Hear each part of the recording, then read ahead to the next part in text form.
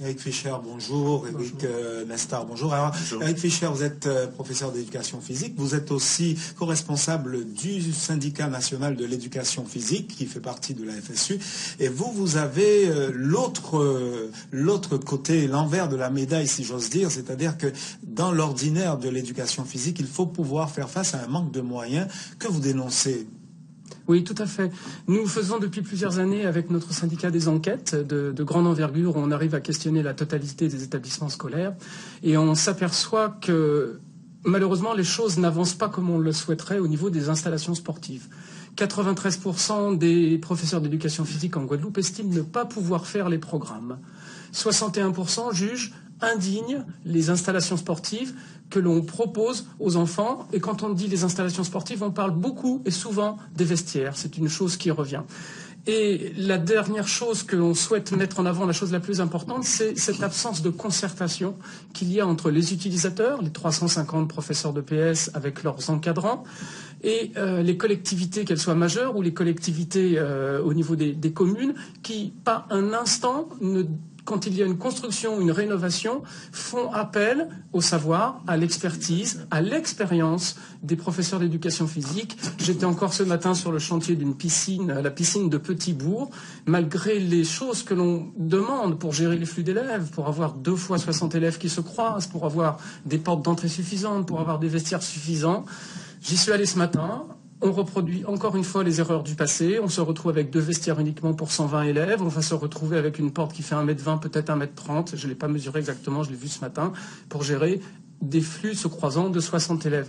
L'idée, elle est très bonne. Il faut construire des installations. Il faut faire appel à l'expertise des professionnels. Notre syndicat propose cette expertise. Précisément, vous faites un état des lieux qui est consternant, mais malgré tout, chaque fois qu'il y a un cours d'éducation physique, vous êtes obligé d'être devant les élèves. Alors vous faites comment? Alors il y a des établissements qui font cours dans des salles de classe. Il y a des établissements qui gardent les élèves à l'intérieur des préaux. Ça existe. L'année dernière, à Carmadec, c'était ça pendant 1 mois.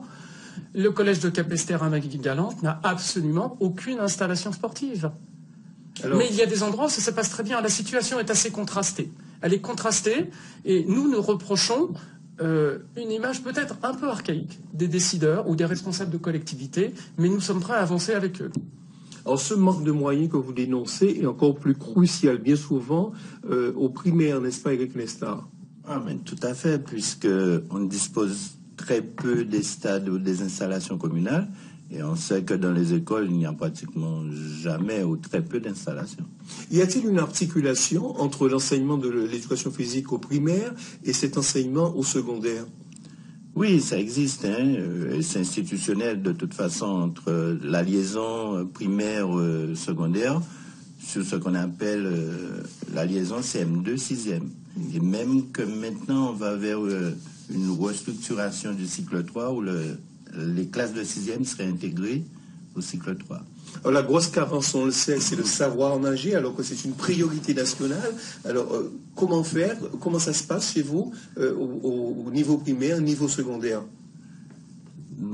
C'est là toute la difficulté. Pour compenser justement cette carence.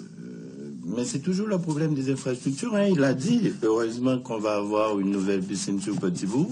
Ça pourra déjà alléger la part que la commune met pour pouvoir emmener les enfants à Bémao. Mais là, pensez qu'il y a des communes où il n'y a pas de natation du tout. Une possibilité, ce serait la natation en mer. Mais l'agrément des bassins n'est pas du tout évident. Et qui plus est, vous disiez que la réforme des rythmes scolaires, ça supprime encore des moyens. Est-ce que vous pourriez nous expliquer comment?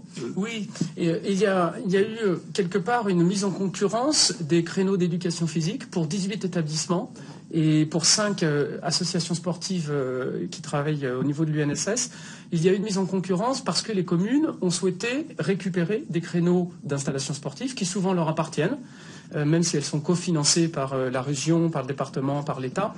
Et ces installations sportives sont récupérées par les communes pour faire fonctionner le poste scolaire, les activités proposées dans le cadre de la réforme des rythmes scolaires, au détriment parfois dans 18 établissements, de certains créneaux d'éducation physique. Alors l'aberration justement, c'est que lorsqu'un établissement arrive difficilement à créer ses propres moyens, comme le collège de Kermadec, qui a créé une base nautique, le collège se voit après interdire de l'utiliser, même temporairement. Vous pouvez nous conter cette anecdote? Oui, c'est une anecdote intéressante parce que le collège de Kermadec, l'année dernière, puis j'en profite pour vous dire que le collège de Kermadec est un établissement classé en REP+. Ce sont des enfants qui ont plus besoin que d'autres d'activités culturelles. Parce que la culture, c'est ça qui fait la réussite scolaire. Et ces enfants n'ont pas eu d'éducation physique pendant un mois l'année dernière, à la rentrée 2013. Cette année, ça a commencé encore un petit peu tard parce qu'ils ont des problèmes pour financer des bus pour les emmener sur les installations sportives. Ils ont réussi à créer une petite base nautique avec des bouées qui leur sont propres, avec des kayaks, avec du matériel. Mais pendant la route du Rhum, on leur a demandé de ne pas utiliser toute cette surface-là. Ça fait que les enfants n'ont pas ces installations, et surtout les classes de 3e qui doivent passer à la date d'aujourd'hui ou autour de cette date des épreuves pour le diplôme national du brevet ne peuvent pas les passer. Voilà. Pour le profane, quand vous dites ZEP+, c'est zone d'éducation prioritaire, c'est ça? REP+. REP+. Voilà. Alors, REP+, réseau d'éducation prioritaire.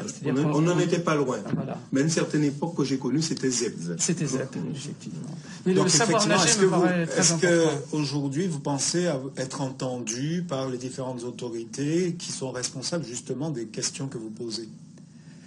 On commence à être entendu, mais en même temps, on ne cesse de nous répéter que nous ne sommes pas les décideurs, un syndicat encore moins, alors que nous représentons quand même 85% lors des élections professionnelles de la profession, alors qu'on est le syndicat qui quand même syndique le plus dans le monde enseignant en France et en Guadeloupe, on a quand même 30% de syndiqués. On commence à être entendu un petit peu. À Saint-Martin se construit une cité scolaire. Et nous y sommes allés, nous avons fait une campagne de presse, nous y sommes restés plusieurs jours. Les enseignants là-bas ont pris le relais et on a obtenu de la com qu'elles mettent suffisamment de salles de classe, nous on appelle ça nos salles de classe, pour les enseignants. On a obtenu une construction d'une salle supplémentaire. Ce qui fait que les enfants pourront faire de l'EPS en même temps. Merci beaucoup. Merci d'être venu nous dire tout cela. Je vous propose de